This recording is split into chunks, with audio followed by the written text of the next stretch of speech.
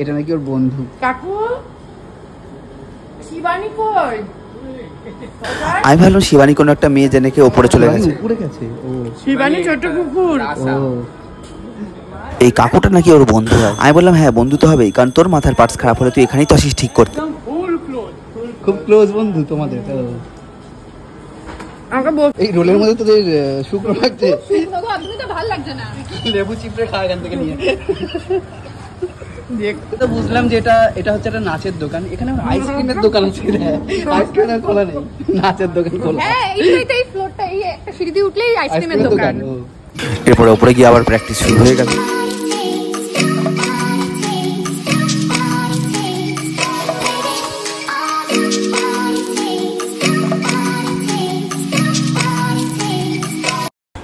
আর এই যে সবুজ গেঞ্জি পরে দাঁড়িয়ে আছে ইংরেজ জামানার জেলার, এদের সাথে বিপ্লবীদের মারপিট হচ্ছিল, এই একটা সেটাই দেখানো হচ্ছিল।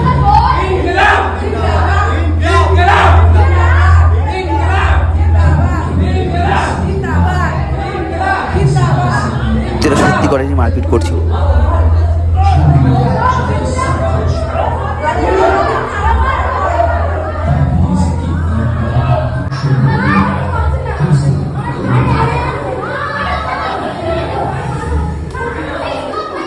সবাই এখানে সত্যি করে মারপিট করছিল, আর এই ভয়ের চোটে চালাকি করে সাইডে গিয়ে বসেছিল যাতে মার না খায়। এই বিপ্লবী তখনকার দিনে থাকলে দেশ কখনো স্বাধীনই হতো না।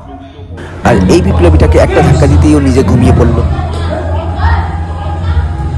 এরপর এক লাইনে দাঁড়িয়ে এরা মিছিল করছিল। এদের কোনো একটা অ্যাক্টের মধ্যে এখানে দেওয়া হবে প্রপস হিসেবে চরকা। এ বলছে নাকি চরকা দিয়ে হট প্যান্ট বানাবে। এরপর রিহার্সাল শেষ হয়ে গেছিল, আর দিদিমণি এখানে সব বকবক করছিল, আর এদিকে আমরা ব্যাক বেঞ্চাররা পিছনে বসেছিলাম। আর শুভ এখানে আমাকে বলছিল যে সকল মেয়েদের চেহারা নাকি সর্দারের মতো রিঙ্কি, তাদেরকে পাঞ্জাবি নাচে নাচে। আমি নিয়ার একটা বোনকে পেয়েছি, কালু মিয়া আমার মেহরবানি নাচ করছে।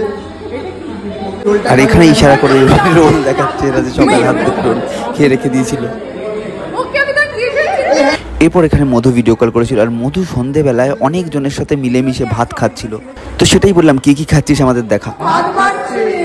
সন্ধেবেলায় রান্না করেছিস দেখা, ডিম কষা। আর কি যে রান্না করেছে ওকে দেখা। যে রান্না করেছে সে মনে হয় রেগে গিয়ে পিছন দিয়ে চেল্লাচ্ছে। ভালো মেয়েটা চলে যাচ্ছে, ভালো নেই। আর এই দেখো এই এক ভালো না। বলছি আমাদের পেমেন্টটা কি 5000 হবে? হ্যাঁ সব হবে। আপনি খাবে? হ্যাঁ ফুচকা মুড়ি খাবে? হ্যাঁ রান্না যাবে?